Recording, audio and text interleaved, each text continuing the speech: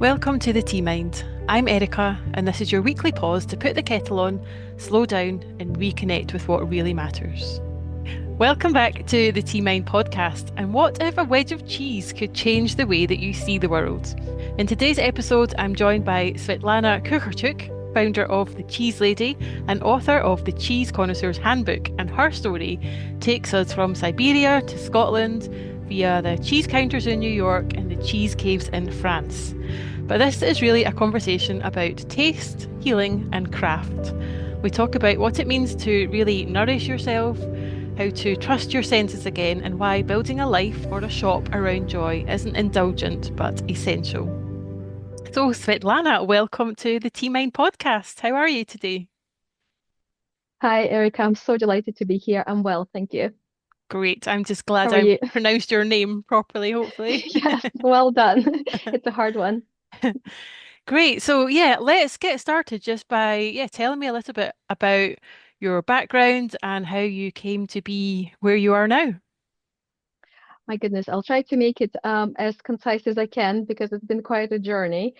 But yes, I was born and raised in Siberia in the post-Soviet era, which was probably a podcast of its own if you wanted to ever dig into this.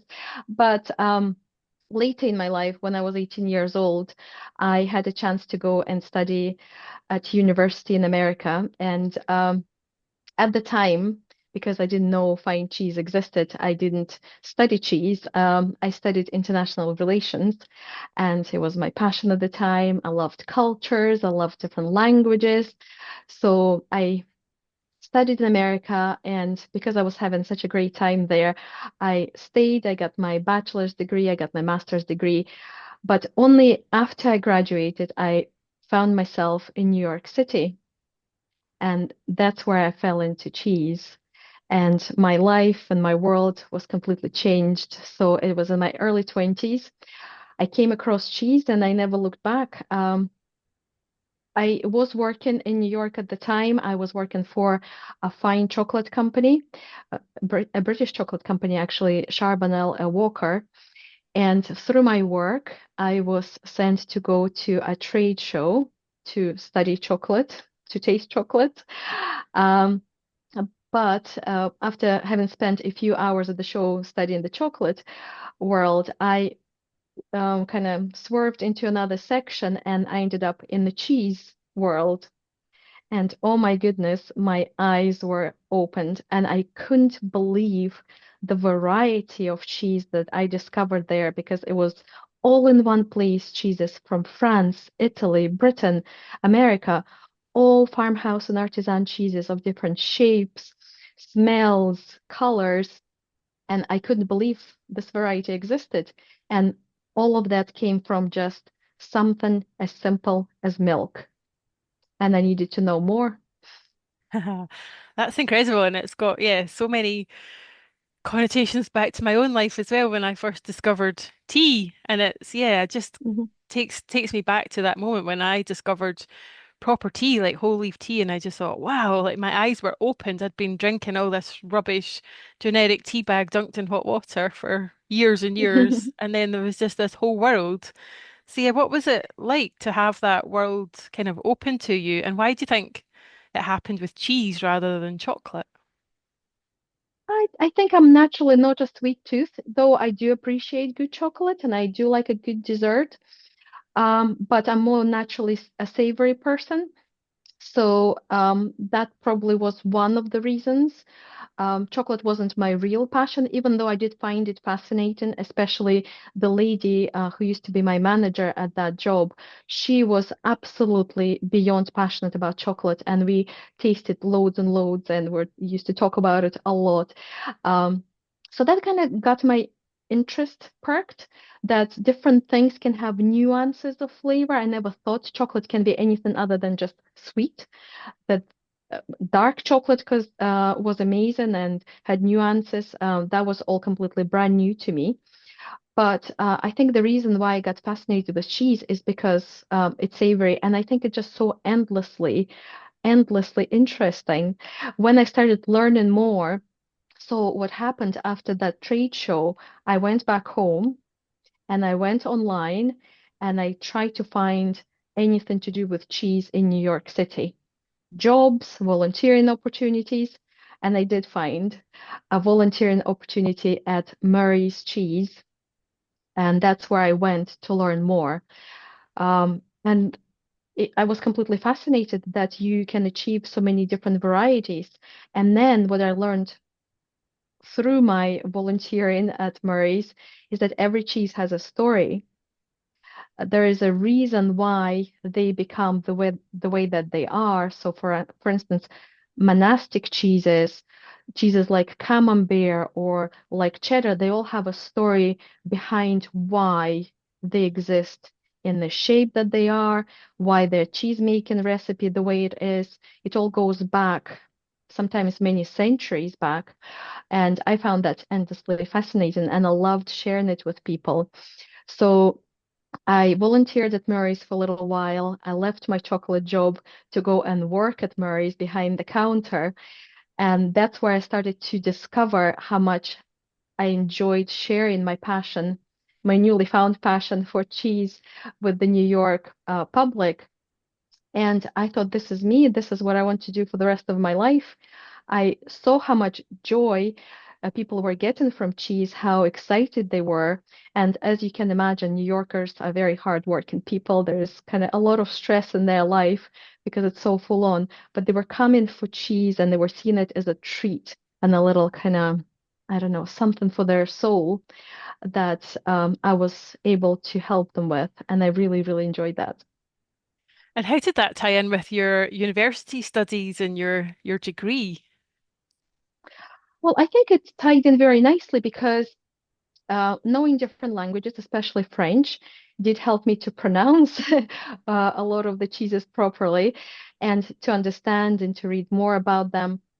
Eventually, I had an opportunity to go to France and to practice the craft of affinage there. And of course, knowing the language a little bit, I'm not going to say I'm fluent, but that helped me. But also knowing cultures, history of different countries, that all helped me to understand cheeses more and to share their stories. And please explain what is affinage for those that don't know, including myself. Of course, well, affinage is a French word for cheese maturation. So affinage is the process, and affineur is a cheese maturer. So what happens with farmhouse and artisan cheeses is that once they're made, to fully bring out their character, their flavor, their texture, we need to mature them. And of course, it depends. The length of time depends on the style, on the firmness of the cheese, what kind of cheese we're making. And an affineur, a cheese maturer, will know how to handle each variety of cheese because they do require different treatments. Um, so while I was working at Murray's, I also had an opportunity to train as an affineur. And that was another kind of third aspect to what I learned there. They had cheese caves under the shop, and there were, I think, four or five, and they were all with different temperatures and humidities. So depending on the style, a cheese would end up in one of those caves. And as a trainee affineur, I got the pleasure of actually handling and maturing them. So, for instance, if I went into a washed rind cheese cave, I had to bring a bucket with me with a little brine solution and a brush or some sort of sponge, and I would wash the cheeses in that brine, flip them over, put them back. So I had to work through the entire little cave and wash all of those cheeses. Then I would go into the next cave where we had little goat's milk cheeses, and that would have a different temperature and humidity again. And all I would need to do with those cheeses is pat them with a gloved hand and turn them around. Put them on the Wow. other side so they're maturing evenly. In the third cave, I think we had home kind of style cheeses. Those needed to be brushed, turned around. And in the bigger cave, again, we were brushing and turning things. so everything is maturing evenly. So that whole process is super crucial when it comes to development of flavor and texture, and absolutely instrumental and labor intensive. Gosh, I'm imagining like huge wine cellars like they have for fine wines and so on, but completely Yeah. different. And how long would they have to typically mature in caves like that? Well, it depends on the style, really. So if we're thinking back to the cave with the goat's milk cheeses, it will be just a matter of weeks. The slightly larger washed rind cheeses, it will be a matter of months. Whereas the more kind of cheddars and alpine cheeses, bigger wheels and truckles, they can be matured for months and sometimes years. So it Wow. really all depends on the style, on what we're creating. But now that I'm thinking back to that time, I remember really, really enjoying it. As much as I loved working behind the counter and interacting with people and finding the perfect cheese board for them, I really loved being in the cave as well because it's so therapeutic because you're in your own little world and you're doing something very wholesome and it's so relaxing. You can be listening to music or listening to nothing. And yeah, it was just very relaxing. Oh, that sounds bliss. So I how would do that again in a heartbeat. so what happened then in your journey?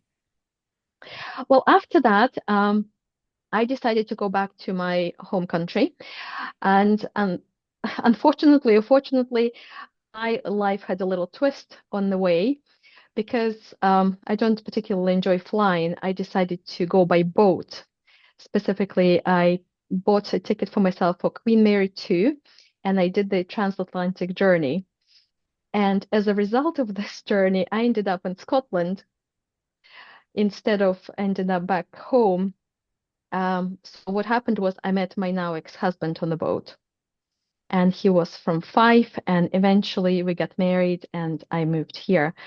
Uh, but yes, after I moved, just to kind of make a long story short, and when I was trying to find my feet here in Scotland, I had a chance to go to France through my Murray's connections, and I went to study with one of the best affineurs in the world, Hervé Mons, and they very kindly invited me to learn with them how to mature cheeses.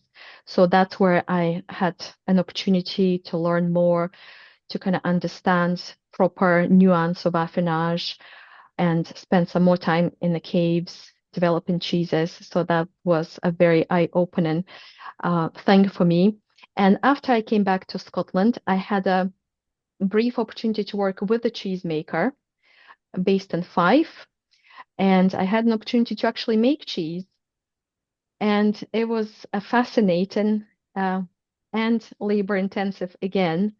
I think a lot of people don't realize how back-breaking of work it is to make cheese. And I'm not talking, of course, camemberts, they're very small, but the cheese we were making was a truckle of about 10 kilos. And to handle that is really, really difficult as a small kind of woman.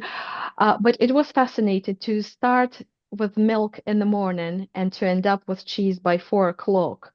It was just very, very interesting, and I loved being involved in that. And after that, I started my first shop in St Andrews. Wow, so that's quite a journey. So you've gone from New York and you got a ship going back to Siberia, Mhm. but you ended up in Scotland because you met a man and went to Fife, married him, and then it ended up opening your own cheese shop. Yes, it was quite unexpected. It was quite a twist, and I just had to go with it, not to question too much. And life takes you where you need to end up. And my first marriage didn't work out, and we actually ended up splitting up. But what I got from it was the experience of having my first business, which was totally just a labor of love. I was completely naive to how it was to run a business. Um, but I loved every minute of it anyway. So I just loved sharing my passion in St Andrews, and that's where I started in Scotland. Amazing. Yeah, I think. people wouldn't probably start businesses if they weren't naive to everything that you have to do to get it off the ground. And then what I couldn't happened agree more. after that with your St Andrew's shop? Well, I ended up selling this in Andrew's shop because, like I say, our marriage didn't work out and things progressed. And I met my now partner, and we're happily married. And I ended up moving to East Lothian. And eventually, when we had a child, we restarted the business and I started the Cheese Lady. We opened our first little shop in Haddington 8 years ago now. Just after our daughter was born, she was 6 months old. I just can't believe it. It feels crazy. Who would do that? But we did it. And now both the child and the business are 8 years old. We started in a very small shop, tiny, because we didn't know would it work, would it not work? How could we have known? But it actually started going really, really well, and people appreciated my passion, my product, the product that I curated. Obviously, I didn't make the cheeses, but my kind of strength is my knowledge of cheese and how I can select a nice variety to showcase. And the way that we work with the customer, I think is really, really appreciated.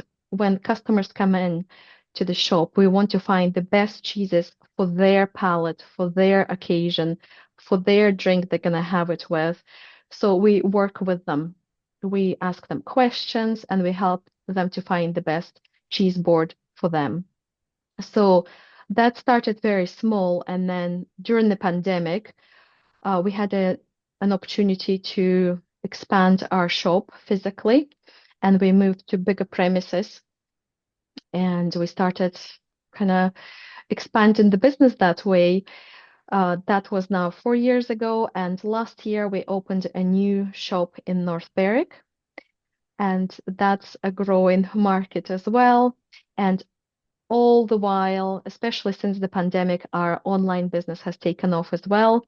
And now we ship our cheeses across the country, anywhere from the Highlands to Kent and Dover, and sending to London a lot as well, which always surprises me. But yes, it's been quite a journey and a big growth recently. Yeah, I think the fact that your customers have they rave about you so much online, you can just see it in all the reels that you do, and you do a lot on YouTube as well, I think.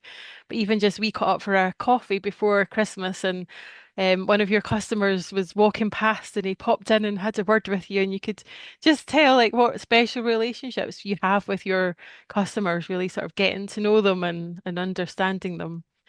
So yeah, it's We do incredible. indeed. I love our customers, and they are the greatest source of support for us, and they keep us going. Sometimes, business can be hard and there will be challenges, but when they come in and they're so complimentary and they're so supportive, so generous with their words, and sometimes they'll bring cards, it just makes it all worthwhile. That's why Yeah. we're doing this. We love creating this little sense of community. We love bringing joy to people because for me, I probably have mentioned it to you privately before, it's very important to have those moments of, I don't know, relaxation or feeling like you have a treat very regularly. I don't like to leave joy or little treats for once a year. So I find it incredibly sad when people say, "Oh, we have cheese for Christmas only." I'm like, why? Why do you do that to yourself? Why can't you have it, I don't know. Well, we have it once a week in our household, but even once a month, it's okay to have a treat. Don't deprive yourselves. So, yes, that's very important, I think. Yeah, definitely. There's something there around sort of deferring happiness and like, yeah, deferring it for some time in the future. But no, we're living now. This is it. Enjoy it. This is it. This is it. If you don't give yourself a treat, nobody will. I actually like to start my working day when I come to the office, to the shop in the morning. I have my favorite tea and I'll have a square of chocolate. I have my preferred chocolate from the chocolate tree, who you may know also locally. Yeah. And for me, it's just the right way to start the day. Have a little treat and then off we go. Yeah. And yeah, they say how you start your day really dictates how your day's going to go. So, Absolutely. oh, I love that for a morning routine, tea and chocolate. Totally. Of course, I would have had the breakfast as well before coming to work, but yeah, I Amazing. think that's a even better way to kind of really kickstart the day. And I'm curious, when you restarted the business in Haddington, Mhm. how was it different and what did you do differently that time around from your St Andrews business? Well, when we started the Cheese Lady, and I say we because it's co-owned by myself and my partner, so we both equally involved. But for me, it was not lost on me that it was now really, really important that this business provides for our family. It was no longer just me having fun with it like I did in St. Andrews. It was a little bit for fun rather than for making a profit. And what does it even mean? I've taken it a little bit more seriously, and I thought, well, I definitely can't lose any money here because our whole livelihood depends on it. So, in addition to loving the product and loving serving the customers, I also started to learn more about business, and I wanted to understand how it is, A, to have a business, and then how it is to have a business in this world, in the digital world where there's social media, digital marketing, all sorts of things that we didn't grow up with. You probably can relate to it as well. The world has changed so much. So I started learning more about that and taking things way more seriously.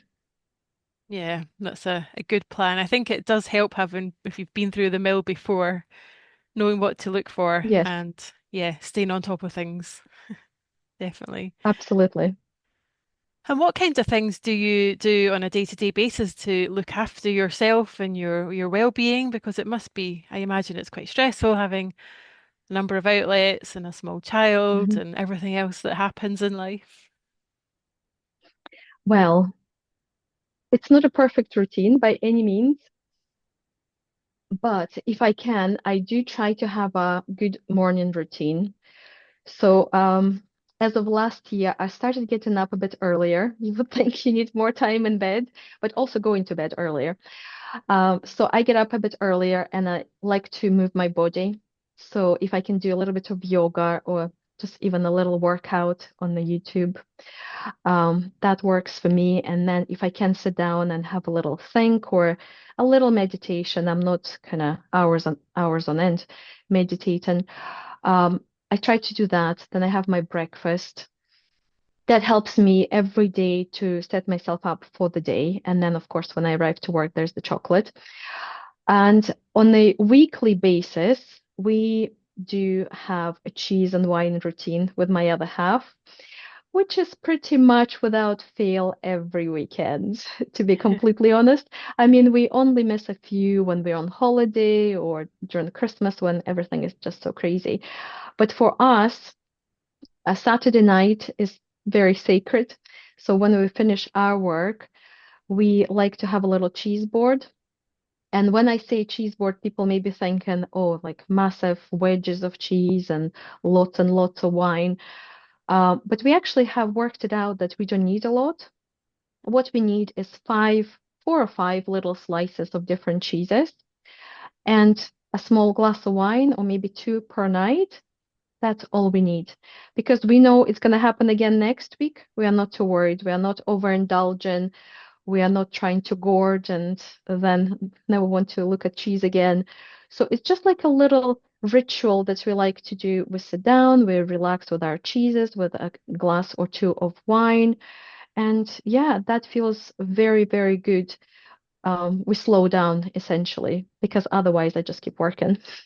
If I don't have a glass to relax, that is one of our routines. And another thing, we used to do more frequently, but now we stopped, and I think it is sorely missed.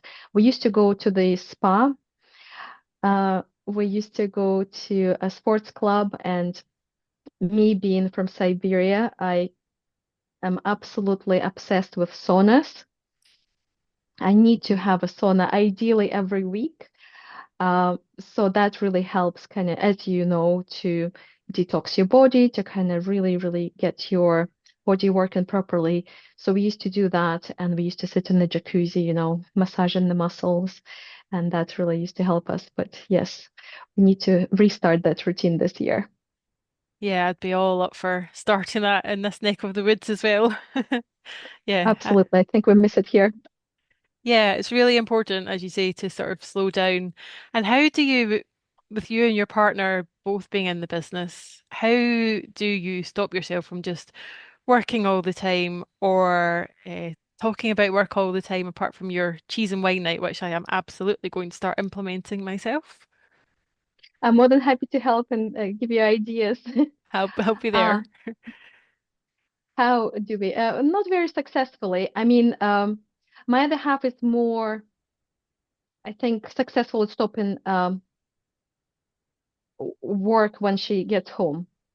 So yes, because she is probably more involved in the dealing with the child, picking her up from school and such like, taking her to dance classes.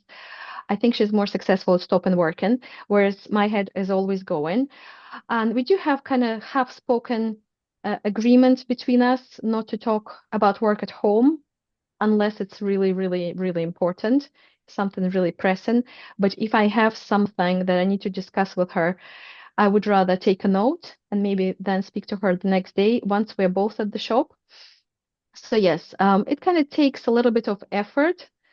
Um, but yeah, you know yourself, when you have your own business, it's very hard not to think about it.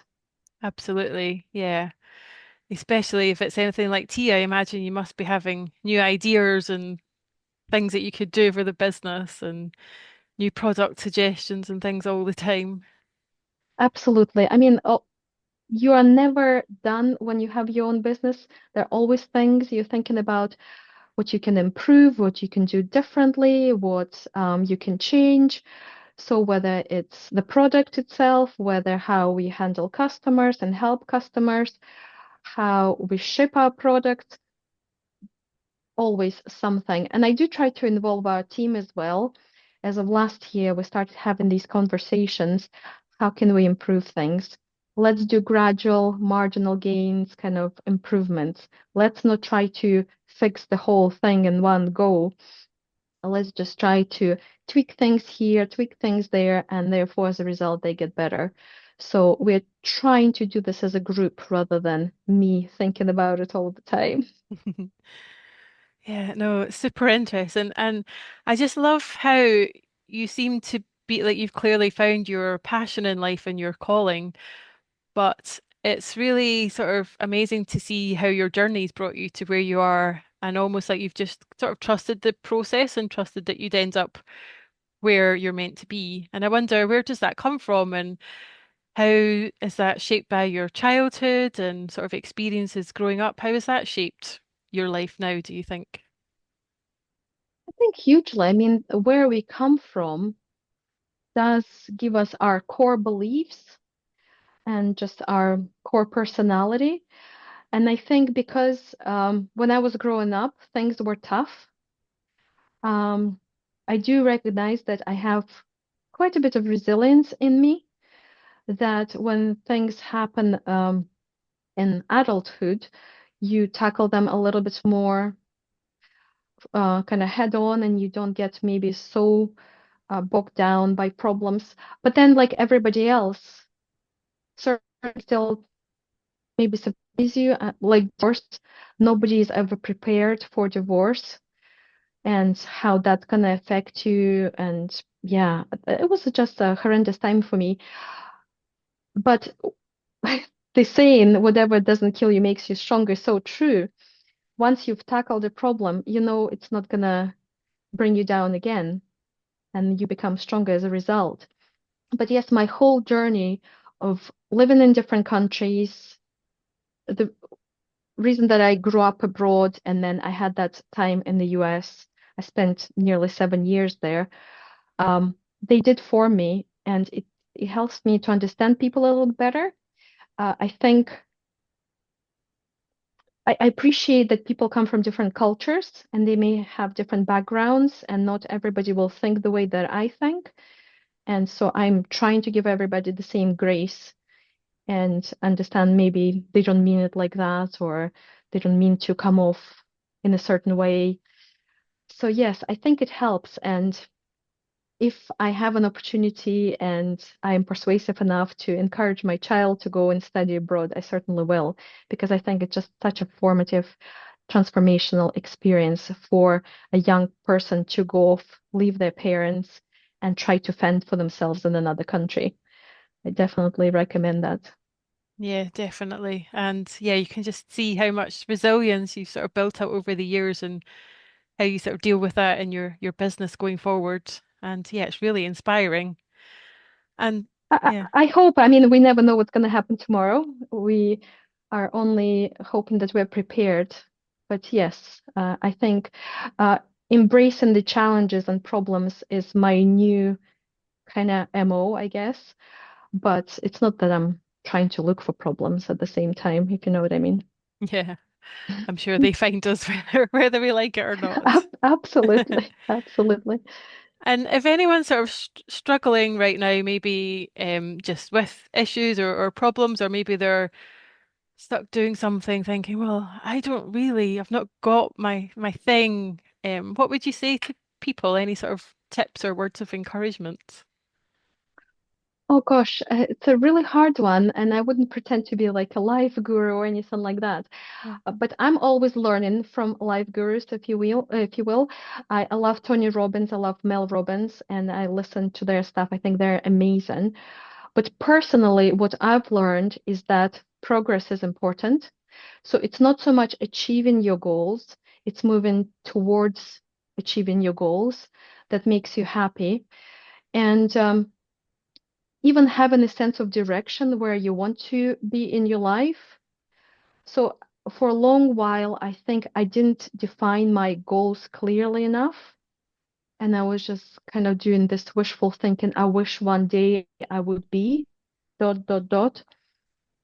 But I think I've clarified that. And I think if I were to give a friend a piece of advice, I would say, I, have you clarified where it is you would like to end up in 3 years, 10 years?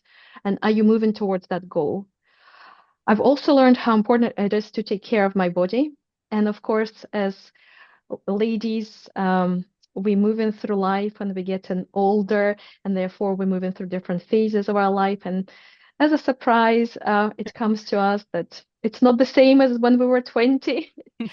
And dealing with that is quite an interesting new challenge.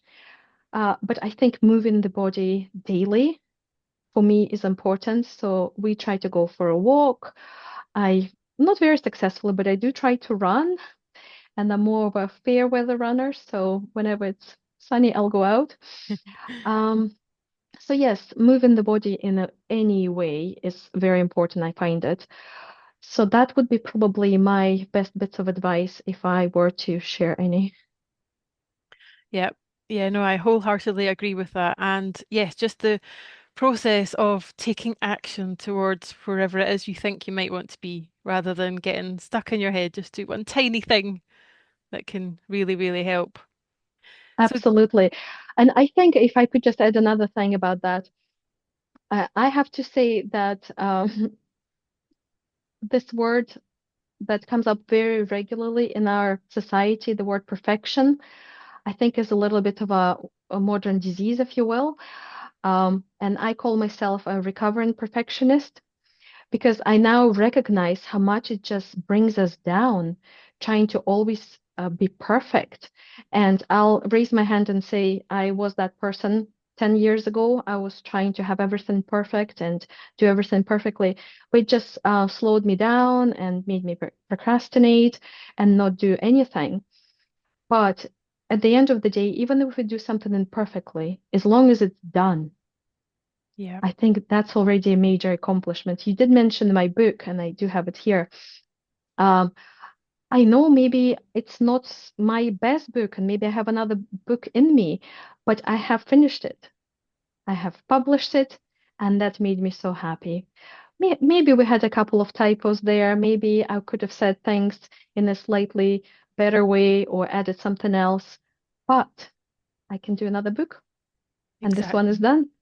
And it'll be easier to sell more books because you've already written a book as well. So yeah, Absolutely. And it's just kind of that practice of um, practicing what you want to be. If you want to be a book writer, you need to write. If you want to be whatever, dot, dot, dot, you need to practice that craft.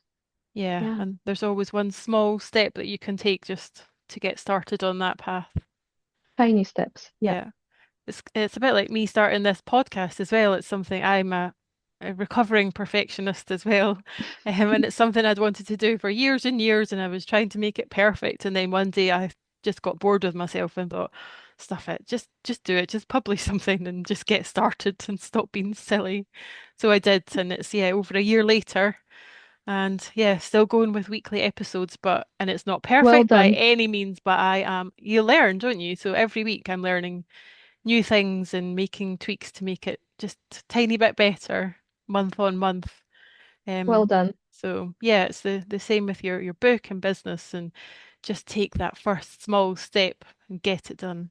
Take action. Absolutely. And don't even worry what about people think. Please don't. Because I know some people do. Mhm. And I mean, we all fall for it. We do care way too much what other people think, and we shouldn't. Really, they don't know us, they don't know our life. Yeah. And if you're fighting in the arena and they're just shouting something from cheap seats, why should we care about that? Yes, that's a hard lesson to learn though. Hard to Oh, get over that, absolutely. but yeah, Absolutely. I do think that's maybe something that you have to sort of go through to learn that lesson. It's quite hard to sort of hear it. You can hear that a lot Hmm. of times until it really clicks and sinks in. But yeah, the thing that sticks with me is someone once said, it might have been Mel Robbins, I can't remember who it is that said, um, if you can't fit their names on the size of a postage stamp, then their opinions don't count. So there's really only like, I don't know, three or four people that opinions you should really care about, whether it's your partner, your parents, your best friend, Hmm. whatever, children. Yeah. So everyone Amen to else. that. hmm Yeah, absolutely. So, looking forward to the future, then, talking about vision and knowing where you're wanting to be, what's your goals for yourself and for the cheese lady? Well, without being too specific, um, essentially, I want to grow this business that it is a very successful business. Our aim is to be the finest cheese retailer in Britain, and it's a very ambitious and kind of statement goal. And we have ways that we want to accomplish that. And I just want it to be well-respected business, well-recognized business that brings people joy, because the mission of the business is to bring people joy and to give them those opportunities to slow down and to savor life. But yeah, on the business side, I do want to build a successful business that is sellable. Uh, Not that I necessarily want to sell it, but I want to have that asset developed. So that is my goal. And I want to bring as many people on the journey with me. So we're building a team at work and constantly trying to improve things and fine tune. And when you start looking, it's just incredible how many things can be fine tuned and improved. And it just keeps us busy all the time. So for the next 6 to 10 years, I think that is my main goal. But in the meantime, also, you may have noticed this. I'm not the kind of person who's going to work herself into the ground working all the time, even though I do work a lot. I do want to find that balance in life where I'm spending time with my family, I'm looking after my health and myself, and yeah, just balancing work with quality time with people. I am I enjoy meeting new people like yourself, Eric. I met last year, and just growing my network and my friends' network. It's something that I am planning to continue to do for the foreseeable future. And then hopefully I can enjoy some happy retirement after that. Yes, with lots of cheese, hopefully. However, when I say that, I don't believe myself. I don't know. Will I ever retire? I'm not so sure. Yeah. I wonder what retirement looks like because it's not like you're going to lose your passion for cheese suddenly. So, No, absolutely not. Maybe I'll be just going around the world and sourcing cheeses and wines and bringing them back because right now I don't get the opportunity to travel enough. Cheeses tend to find us. Mhm. So we'll get samples sent to us, or I'll go to a trade show, an occasional cheesemaker, but I could visit them all day long. Gosh, it sounds fascinating. And for people that aren't too up on their cheeses, what are the top sort of three cheeses that you really rate or really love at the moment? Oh, that is a really hard question because you can imagine for somebody who loves all of the cheeses that we sell, and we have 100+ cheeses. I think the best way for me to answer that question is maybe give you my top cheeses that I adore and I think are kind of all-time favorites. And if I had to pick, I would definitely say Conte, but that has to be a mature Conte. So something that you would buy in a supermarket is way too young. I mean, it's a good cheese, but it's mostly for sandwiches. You wouldn't necessarily savor it on a cheese board. So a nice mature Conte, 20 months plus, or we do one for Christmas that's matured for over 36 months, is phenomenal. And another all-time favorite of mine is Roquefort Vieux Berger, which is from the specific producer, the smallest one out of the seven that exist. And that is just creme de la creme of cheeses, of blue cheeses. And then, I mean, we probably won't have enough time. Now I'm going to start listing all the others that I love. But if I'm thinking about the season and we are now in winter, in winter I love melting cheeses naturally, especially Vacherin Mont d'Or. If you haven't had the pleasure of having a Vacherin Mont d'Or in the winter, it's an absolute must. So it's a cheese that is, if you think of a camembert, a little bit bigger, and it's a little bit more smelly. It's a washed rind, and it's wrapped in a spruce bark, and it comes in a little box. You take the whole box and you pop it in the oven, and you bake it for about half an hour. It comes out as a one cheese fondue Wow. with that sprucey flavor. And then what you do is you would have boiled some baby potatoes and you pour that cheese over your baby potatoes, have a gherkin, you have some charcuterie, and that winter fare is just the best. I love that or a raclette in the winter. Amazing. Russian Mondori. I'm taking notes. Vacherin Mont d'Or, Vacherin Mont d'Or. Right, Russian Mondor. Awesome. I am taking notes and I'll be in your shop tomorrow. Get But my I have board. to make you aware, yes, please don't leave it till March or even April. Vacherin Mont d'Or is only available in the winter. So if anybody listening would like to enjoy that cheese, it's only in season from September to March time. After that, there may be similar cheeses on the market, but it won't be that specific one. But if you ask your cheesemonger, do you have anything similar to a Vacherin Mont d'Or? Then they can suggest. But yeah, that one is just in the winter. Fantastic. Right, that's my cheese board sorted for Saturday. Thank you very much. My new daily habit. So yeah, I've really had, yeah, really enjoyed hearing about your story and your journey so far, and really excited to see where you're going next and to just see all the more people that you're going to introduce to the amazing world of cheese and just spread joy in their weeks rather than just leaving it for once a year at Christmas. I think anything that brings more joy to people's life is really, really important. And I loved all your tips from whether it's looking after yourself, getting more movement in your day, looking at boundaries, and yeah, that thing about getting over perfection and just taking action, tiny action, just to move forward. So if there's one sort of reset that you would encourage people to do today over there, maybe their cup of tea today or this week, is there a little routine that you would encourage people to do this week? Mm, tiny little steps. I would say when you enjoy your cup of tea, do some deep belly breathing as well. I've been trying to incorporate that. I started that in December during our Christmas rush, and I just can't tell you how much it helps me because we tend to get so much in our head, don't we?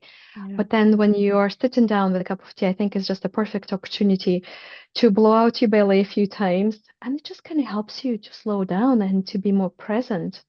So yeah, breathe in, as well as the aforementioned weekly cheese board or monthly. It doesn't have to be that often.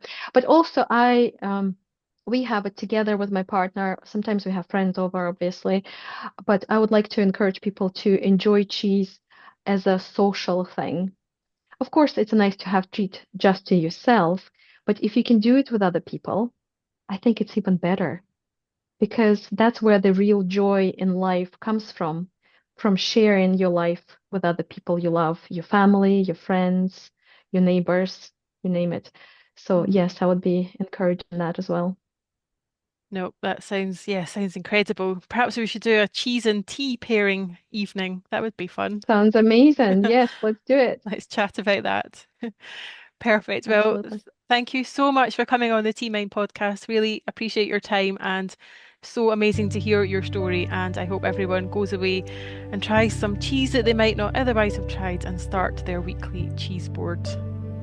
Perfect. Thank you so much. Amazing. Thank you so much, Erica. It's been a pleasure. Thank you.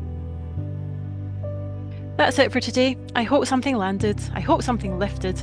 And if it did, share it with someone who needs a pause too. If you enjoyed this, you'll love the T Mind Substack, where the kettle's always on and we can connect more deeply. Until next time, stay present, sip slowly, and thanks for listening.